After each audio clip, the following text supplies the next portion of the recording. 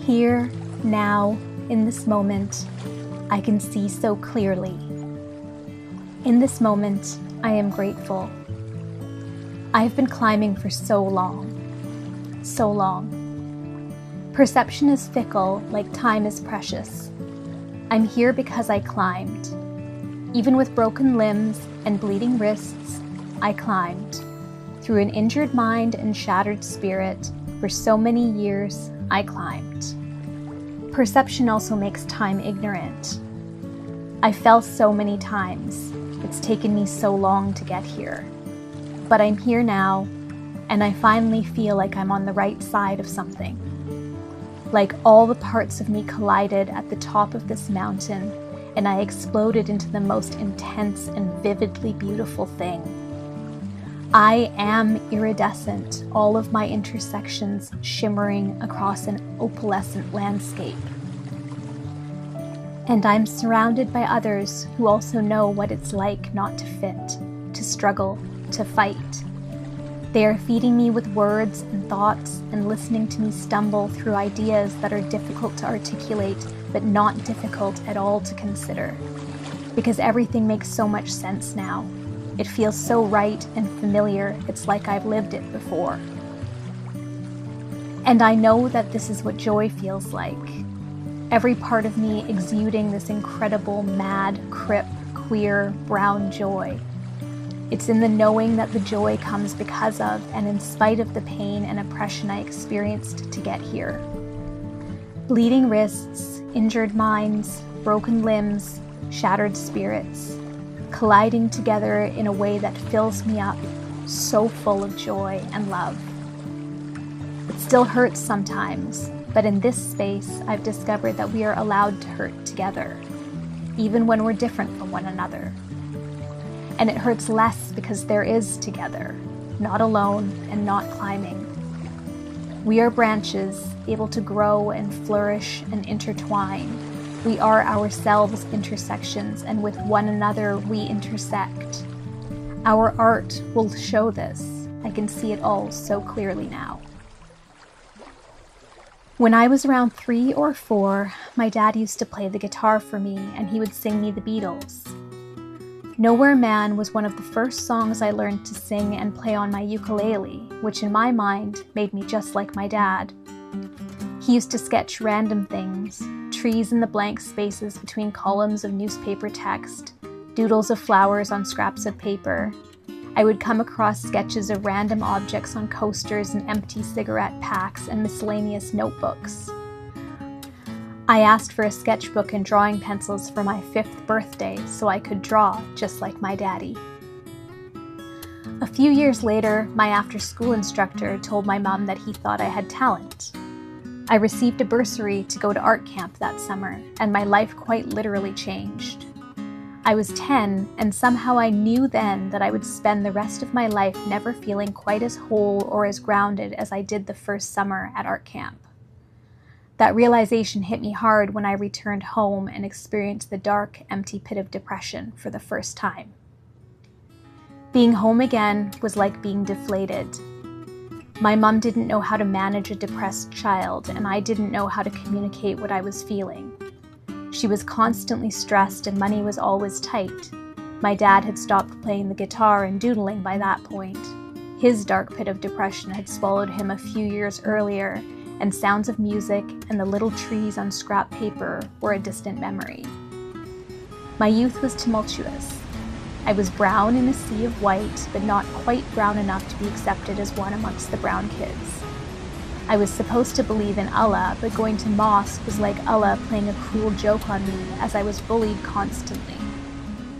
Then there was the obvious recognition that being my authentic self was in complete conflict with being a good Muslim, or being a good girl for that matter. I liked boys, but I also liked girls, and then I fell in love with a gay but not yet out boy. I had friends, but I always felt like I was isolated and out there on my own. None of it made sense, and 1997 was not a time you could talk about it. Like you literally couldn't talk about it with anyone, or you risked ending up in the guidance counselor's office having to field questions about why you were acting out. The thing is, I was just trying to be me. That is the one thing about art as an outlet. It's a safe space until it isn't. The final project for my Art 10 class was to express who we were in a painting. This memory is so vivid in my mind. I painted next to Patrick, a tall, white, heteronormative jock who also happened to paint nice landscapes. The landscapes were about as vanilla as he was. For his final project, the one where we were supposed to express our true selves, Patrick painted, you guessed it, a landscape.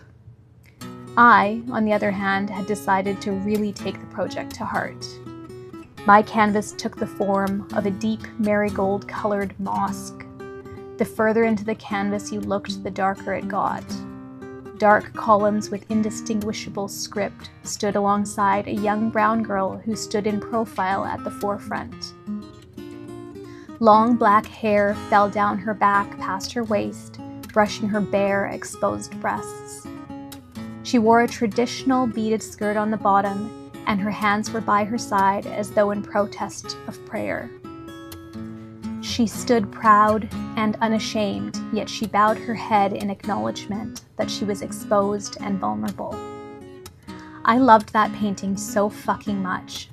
The deeply raw representation of me spilled over every inch of that canvas.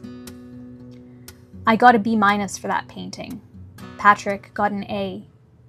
I recall a comment from my art teacher about working on my relatability.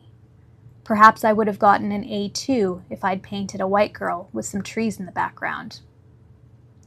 I didn't know then that many of my experiences to that point, and now still to this day, would mirror that experience. My brownness, my queerness, my madness, all laid out to be graded, only to be assigned a lower grade or lesser position or less respect as compared to my white, straight, sane, often male counterparts. I struggled with navigating this because, at the time, I didn't understand it. So, like any hormonal teen, riddled with anxiety and depression, sexually and religiously confused, not fitting into the box or category I was supposed to, and with nobody to talk to, I channeled my energy into masking my authentic self. I tried to be whiter, more hetero, and less mad. I led my own quiet rebellion. I experimented with boys and girls. I smoked, I drank. I cut up my arms. I stopped eating and developed an eating disorder. Yet through all of the self-destruction and misery, I kept drawing and painting and writing and dancing and singing. And every summer I knew I had art camp. I returned to art camp each summer until I graduated from high school. It was the one place in the world where I felt like I was free of the deep ache of sadness that seemed to sit on my chest like a giant weight most of the rest of the year. And my 10-year-old self was right about that place and how whole and grounded I was in it, but it was wrong about never being able to replicate it. I did find it again eventually, and it now stays with me. Where I spent my whole life searching, trying to find my way back to it, I now embrace it like a companion, like my best friend. I'm grateful for its intangibility, the way in which I feel it when the morning sun warms my face. I see it in the smile of my mother. I hear it in rich 4-part harmonies. I listen to it shared through scholars who are teaching me about things I felt but couldn't put words to. I read it so I can absorb every single word off every page so I can learn how to share this place of interconnection, acceptance, discovery, love, madness, joy, tears, longing, knowledge, faith, strength, desire, all propelling me into spaces where I know I'm meant to do something. I have purpose. And I know it's going to stay with me because it's inside me. The sacred place where I felt completely whole, my art camp, where I learned and created art, is right here inside me.